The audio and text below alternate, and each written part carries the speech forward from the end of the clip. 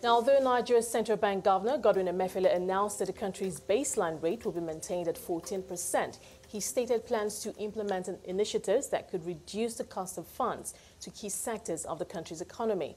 Chigozie Muogbo, the leader of the Research and Market Intelligence team at Diamond Bank, joins us now to unpack the macroeconomic impact of the MPC announcement. Chigozie, thank you so much for taking the time out to join us today. Thank you for having me. Good afternoon. Share your thoughts with us on the outcome of the MPC meeting. We know, well, we all pretty much had a good idea that all the policy levers will be left unchanged. And of course, also the fact that the MPC did mention many of the headlines or headwinds that we've talked about since the beginning of the year. But share your thoughts on that initiative that the CBN did announce, talking about the fact that banks could take part of their cash reserve ratio and lend to specific sectors of the economy at as low as 9%. Thank you very much for that. Actually, the decision of the MPC is not surprising in the sense that such a decision should ideally had come earlier, given that there are needs to stimulate growth.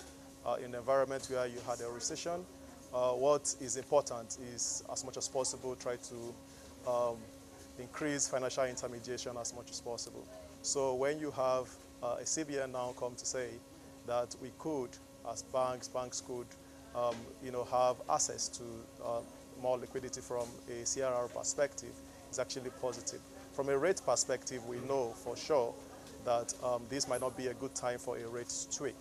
We know how fragile growth is, coming from the Q1 growth that we had at about 1.95%, and what the growth outlook is. For 2018, we are expecting 2.1 to 2.5%, which is still very low relative to the growth potential that the economy has. From a liquidity perspective, we also see a threat coming from increase in the liquidity in the system, as well as the elections that are coming up.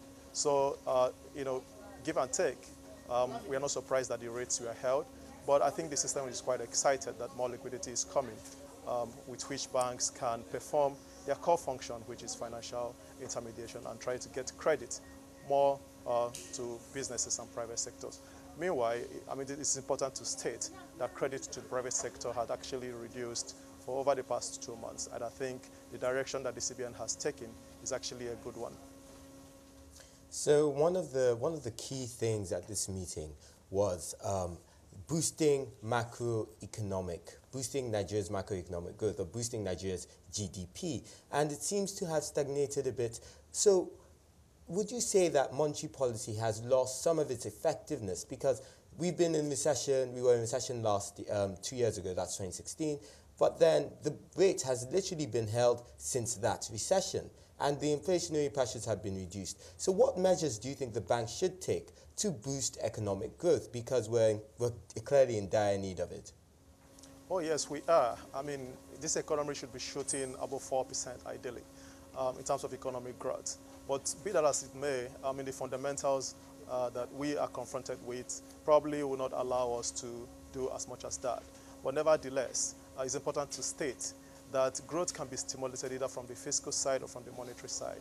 And this current CBN leadership has stated earlier that it's going to pursue policies that are pro-growth. And that was why we saw a lot of intervention funds go into agriculture, go into airlines, went into SMEs and all of those. Those are sectors that are growth stimulating. And coming from Q1 GDP that we saw, as well as 2017 Q4 GDP, we saw that growth is quite fragile. And the non-oil sector has not been doing pretty well.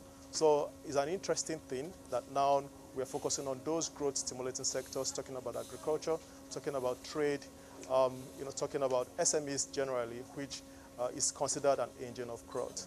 And for banks, actually, what operates now, or what we're going to see, is a lot of analytics around how best to engage these sectors. It's from a data perspective, from a technology perspective, from a strategic partnership perspective. And these are the key drivers of what we believe to be the way to go in Diamond Bank. Okay, thank you so much for your time, Chigozie. We've been speaking to Chigozie Muogbo, that's the team leader of Research and Market Intelligence at Diamond Bank.